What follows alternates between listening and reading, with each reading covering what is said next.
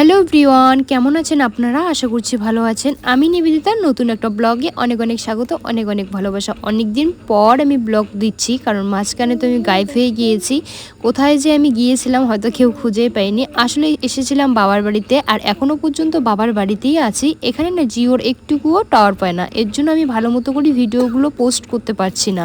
তবে মার যে সিমটা আছে সেই সিমটা আমি রিচার্জ করেছি, সেই সিমটাতে ভালোই টাওয়ার পায়। তো তার জন্য এবার আমি প্রত্যেক দিন ডেলি ব্লগ দিব, সন্ধ্যার দিকে আমি আপলোড দেবো, আর মিনি ব্লগ তো শেয়ার করিয়ে। তো এইদিকে দেখো মা দিয়েছিল বেডশিট কেচে, তো তার জন্য এটা শুকিয়ে গিয়েছে, তো টাড়ির থেকে নিয়ে আসলাম, নিয়ে এসে এই যে পেতে নিয়ে নিচ্ছি। বিছানার মধ্যে যদি বেডশিট পাতানো না থাকে তাহলে কিন্তু একদমই ভালো লাগে না, বিছানাটা দেখতে একদম খারাপ লাগে।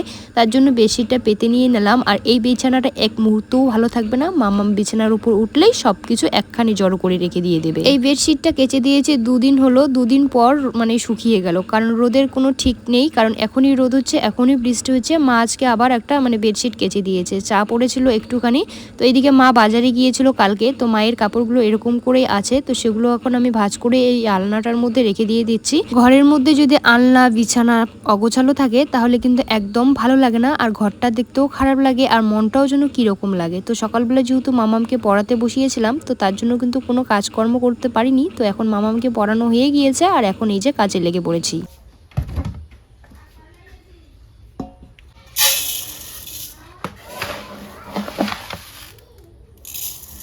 আমার এদিকে ঘর দুয়ার পরিষ্কার করতে করতে মামামকে ওইদিকে মা সেমই বানিয়ে খাইয়ে দিয়ে ওইদিকে ভাত মানে বসাবে, হাঁড়ি বসিয়ে দিয়েছে, জল গরম হয়ে গিয়েছে। তো মা বলছে যে চাল নিয়ে আসতে, তো ওইদিকে আমি চাল নিয়ে নিলাম। আর এখন কলের পাড়ে চলে এসেছি, যেহেতু মোটরটা নষ্ট তার জন্য মোটরটা তো পড়েই আছে, আর এখন কল পাম্প করে আমাদের মানে কাজ করতে হচ্ছে। আর কলটা কত পরিমাণে উঁচু, পাম্প দিতে না খুব কষ্ট হয়। তো ওইদিকে আমি চালটা মেপে নিয়ে এখন কলের পাড়ে নিয়ে আসলাম, নিয়ে এসে এই যে এখন আমি বসে বসে ভালো করে চালটা ধুয়ে নিয়ে নেব। যেহেতু বাড়ির চাল তো তার জন্য বেশি একটা ভালো করে ধুইতে হয়।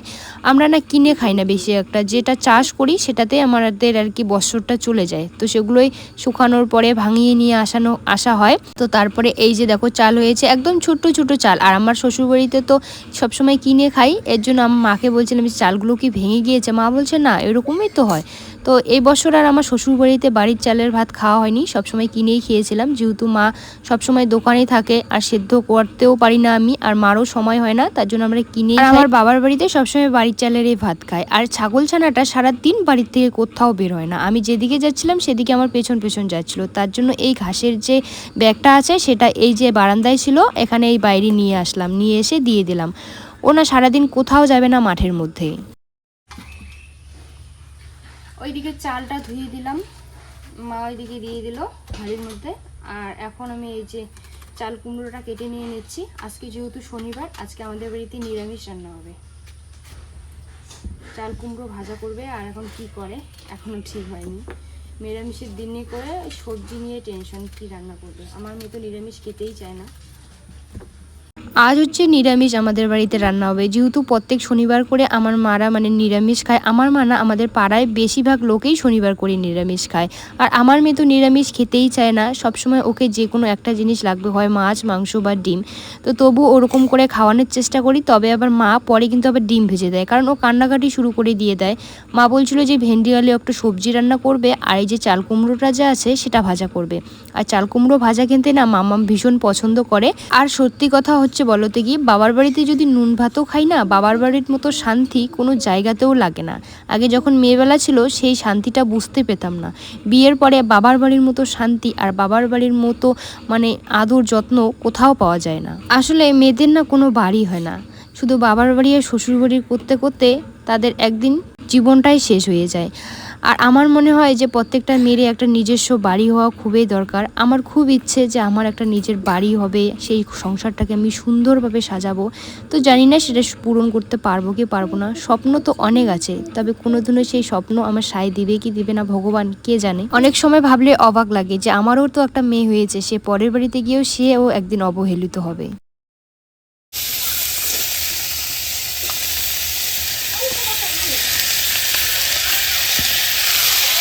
মা আমি দুজনে মিলে রান্না করছি, হয়তো মা কেটে দিচ্ছে বেছে দিচ্ছে, এদিকে আমি মানে রান্না করছি, হয়তো আমি কেটে দিচ্ছি বেছে দিচ্ছে, মা এদিকে রান্না করে নিয়ে নিচ্ছে। এরকম করেই দুপুরের রান্নাটা সেরে ফেলি, কারণ যেহেতু গরমের জন্য থাকাই যায় না ঘরের মধ্যে, তার জন্য মায়ের কাজে একটুখানি হেল্প করার চেষ্টা করি। তবে মা না বেশি একটা রান্নাঘরে থাকতে দেয় না। আমার মেয়ে যা পরিমাণে দুষ্টুমি করে, ওর পিছনে একটা লোক থাকতেই লাগে, বলে তোর মেয়েকে দেখ আমি রান্না করে নিয়ে নিচ্ছি।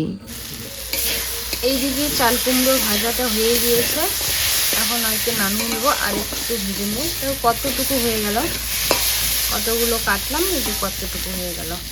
আর এখানে মা বেছে নিয়েছে এই যে ভেন্ডি আর আলু, ভেন্ডি আলু সবজি রান্না করবে আর চাল কুমড়ো ভাজা।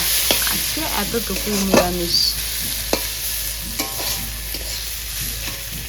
ভাত তো ওইদিকে হয়ে গিয়েছে আর চাল কুমড়ো ভাজাটাও কিন্তু ওইদিকে হয়ে গিয়েছে, আর ওইদিকে বসিয়ে দিয়েছি ভেন্ডি আলু সবজি। তো মাকে বলছিলাম শিলনোড়াতে মশলাটা বেটে দিয়ে দাও, তো মা এদিকে এই যে জিরে আর লঙ্কাটাই বেটে দিয়ে দিচ্ছে। পাঁচফোড়ন আমি দিয়েছি সংবাদে, পাঁচফোড়ন দিয়ে আলু আর ভেন্ডিটা দিয়ে দিয়েছি।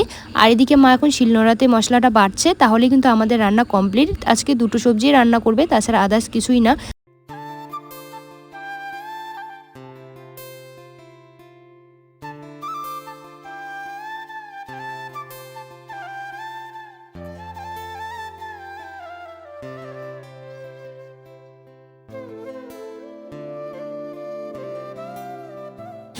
তো এইদিকে সবজিতে জল দিয়ে দিলাম। আকাশের কিন্তু ওয়েদার খুবই খারাপ, কখন যে বৃষ্টি চলে আসবে তার কোনো ঠিক নেই।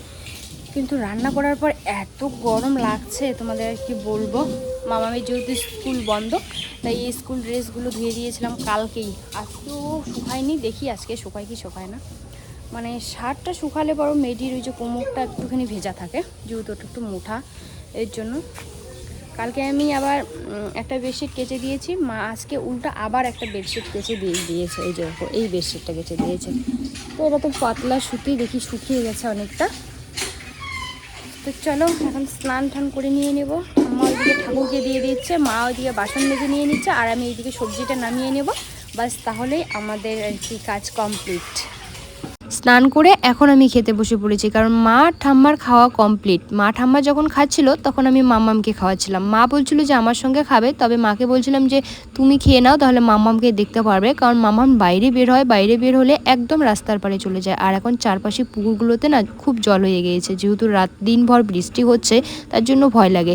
তো এইদিকে এই যে ঝিরঝির করে বৃষ্টি বৃষ্টি পড়ছে, তো তার জন্য মা বলছে যে ওইদিকে টিনটাতে সুপারি শুকাতে দিয়েছিল, তো সেগুলো উপরে তুলে রাখলাম। আর সুপারির বেহাল অবস্থা হয়ে গিয়েছে। তো একটু রেস্ট করে বিকেলবেলা এখন সবাই মিলে বেরিয়েছি রাস্তা হাঁটার জন্য, যেহেতু বোন এসেছে বাড়িতে। জানোই তো বিয়ের পর যদি বোন আসে তো কীরকম আড্ডা হয়। তো বোনরা মিলে এখন রেডি হয়ে যাচ্ছি, পাশে এক দোকানে মানে সিংড়া ভাজি। তো কপালটা আমাদের এতটাই খারাপ, দুটো দোকান ছিল, আজকে দুটো দোকানেই বন্ধ। তো হচ্ছে এই যে আমার একটা বোন, আর হচ্ছে আমার বোনের মেয়ে, আর এইদিকে আবার বোন, মানে আমি সবার থেকে বড়, আর আমাকেই কিন্তু ছোট ছোট লাগছে দেখ। রাস্তায় হেঁটে হেঁটে এরকম করে ভিডিও করতে এত লজ্জা লাগে কি বলবো। মানুষ এমনভাবে তাকিয়ে থাকে, মনে হয় যে আমি কোন অদ্ভুত প্রাণী কোথা থেকে উড়ে এসে জুড়ে বসেছি। এইদিকে এখন ভিডিও করছি, মানে কি বলবো, ওখানে ছেলেগুলো বসে আছে, সবাই শুধু আমার দিকেই তাকিয়ে আছে। যেহেতু সিঙ্গারার দোকান বন্ধ, এখন এই দোকানে কিছু খেয়ে বাড়িতে যাব।